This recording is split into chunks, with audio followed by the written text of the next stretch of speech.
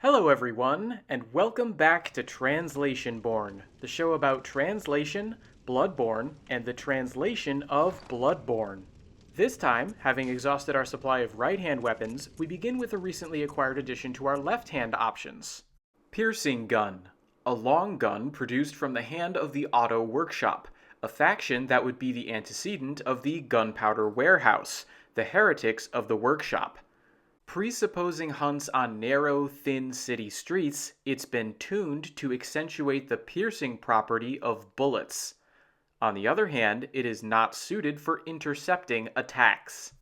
As you can see, this is a fairly straightforward translation, but there are a few aspects of the final part of the description that I think have been handled particularly well.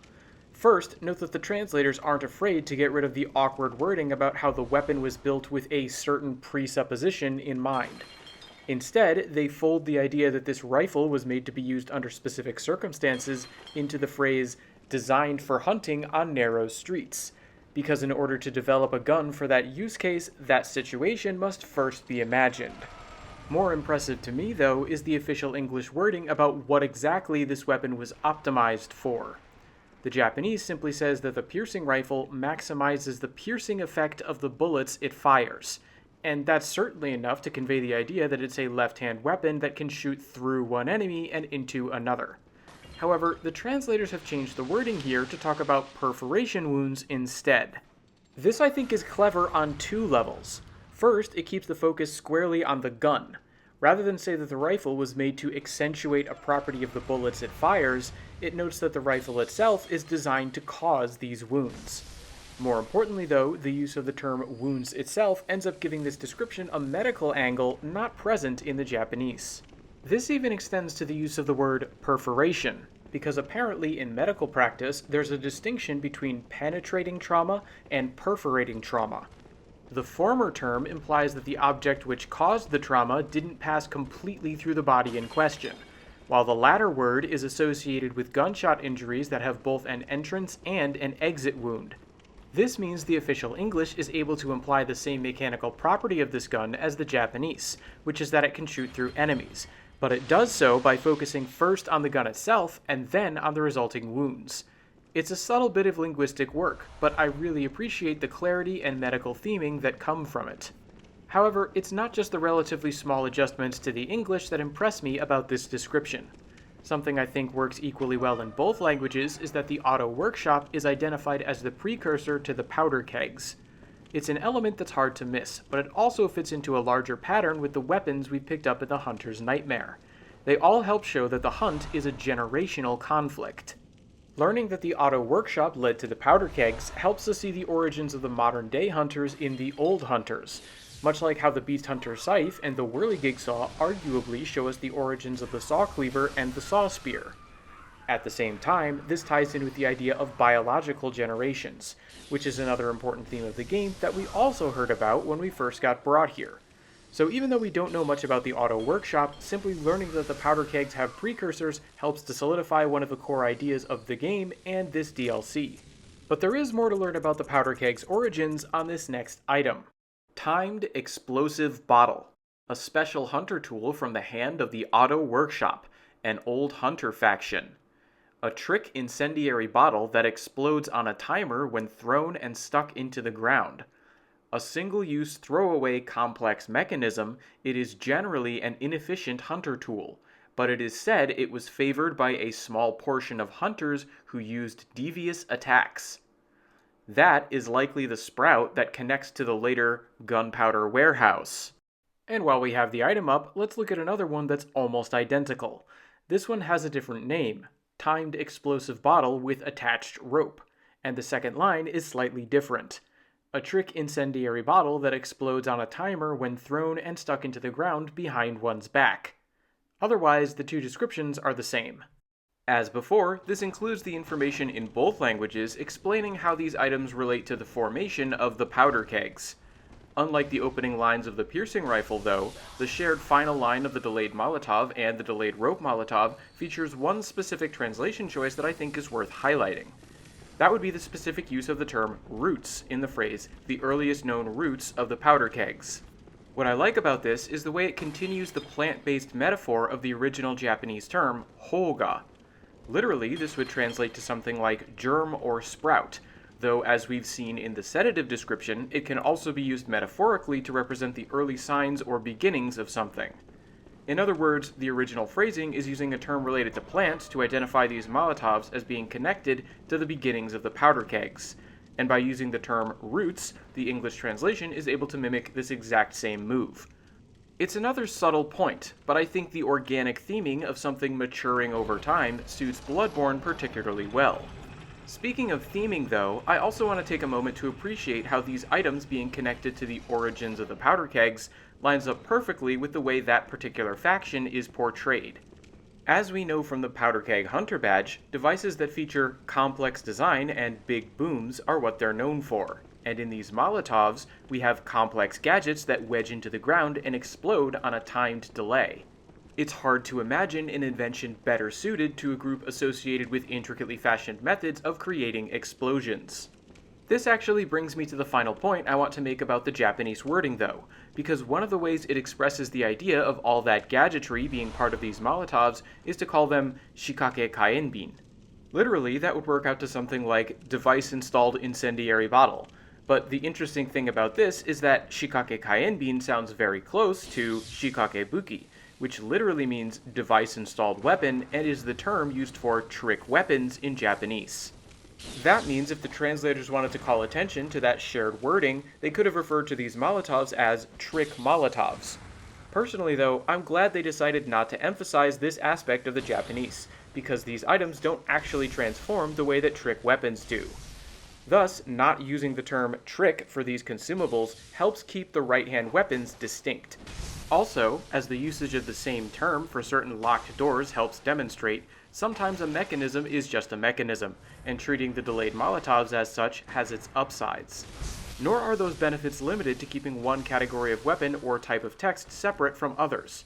I would also argue that focusing on these explosive bottles as mechanical wonders further emphasizes the complex design that is so crucial to understanding the origins of the powder kegs. If that was indeed the intent, then I think this is an interesting example of how being true to the goal a line is meant to achieve can inform translation choices. But I'll elaborate on that more after finding out what this church hunter was guarding. Plip, plop, plip, plop, plip, plop, plip, plop. Plip, plop, plip, plop. Plip, plop, plip, plop. Very eloquent. I wonder though, do you have any thoughts you'd like to share besides making water sounds? Lady Maria, I'm a robin. Will I ever curl up and become an egg? What say you? Lady Maria. Lady Maria, say something. Anything. This is some really impressive dialogue work. But before I get into explaining why, I need to whack this head blob for some excess brain fluid. Don't worry, it won't hurt a bit.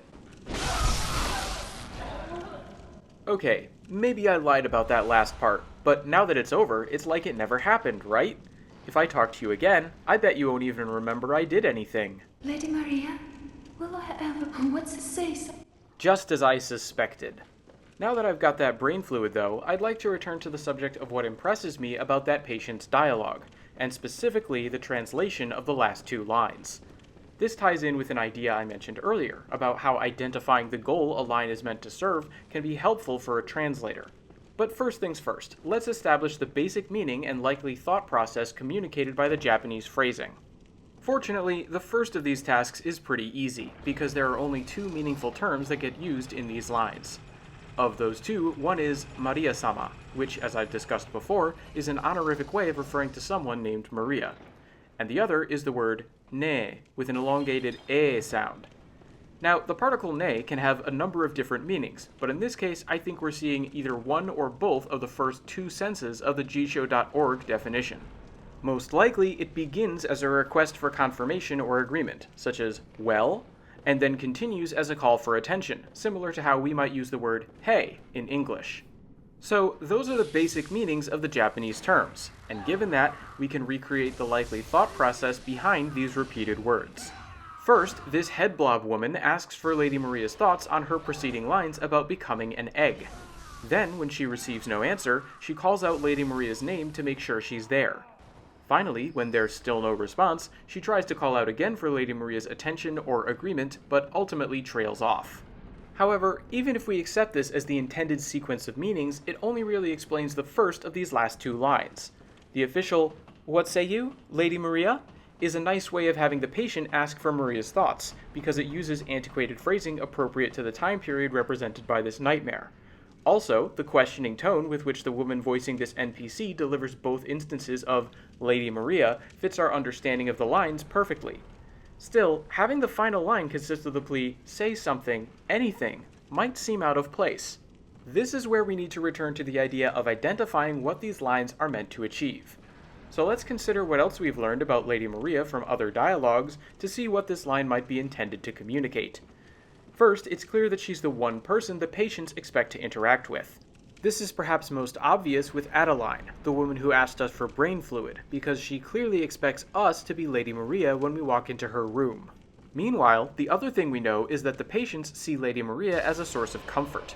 One of them we've heard call out to her to be saved, while another begs her to take his hand so he doesn't drown.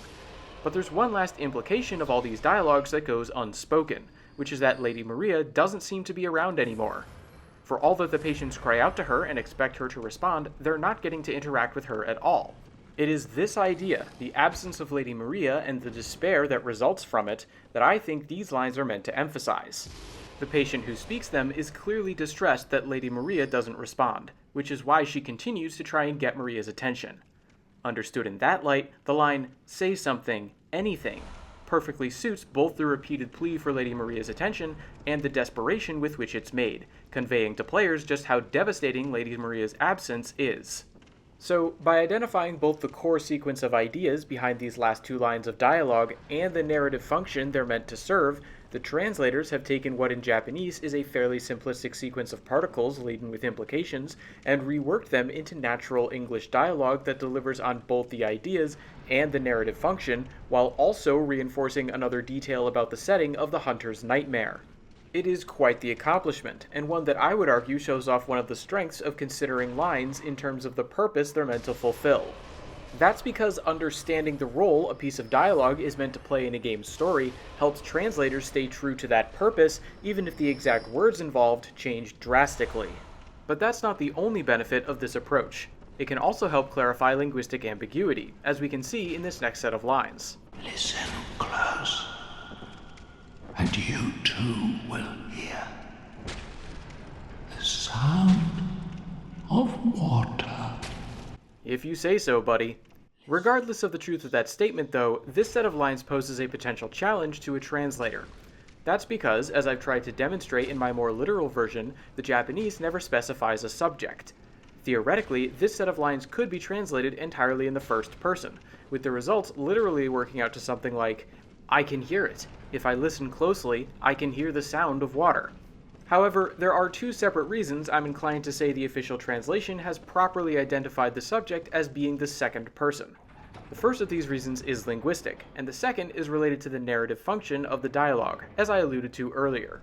But before we get into the reasoning on a storytelling level, let's talk about why the word you is a good fit based purely on the language.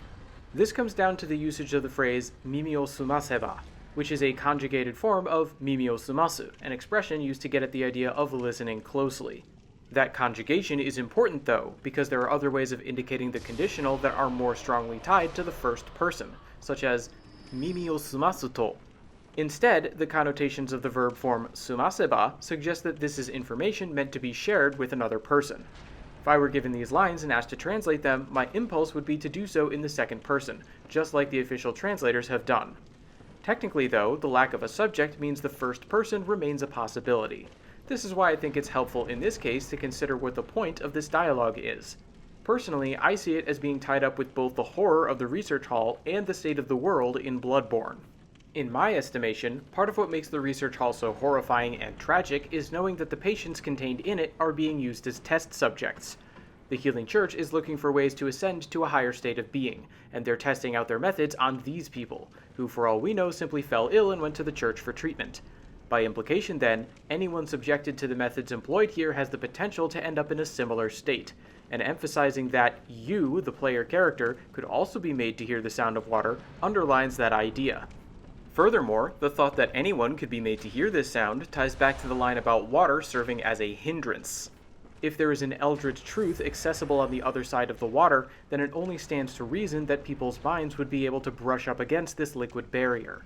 So, both because it reinforces the structure of Bloodborne's world, and because it helps bring out the horror of the research hall, I think it makes sense that the ability to hear the sound of water is universal. And if we accept that this line of dialogue is meant to suggest that idea, then it's safe to conclude that the translators made the appropriate choice here. In other words, by identifying the role this line is meant to play, the translators can cut through some potential linguistic ambiguity. This narrative-driven approach is one I've been thinking about in my own work recently, so I'm glad this episode has given me so many reasons to discuss it. And now, as I bid you farewell, I leave the matter to your consideration. As always, if you feel like sharing any of your feedback with me, I would love to hear it. Also, remember that the Translationborne index linked below should be updated within 24 hours, allowing you to search for anything I've talked about in the series. Until next time then, thanks for watching everyone.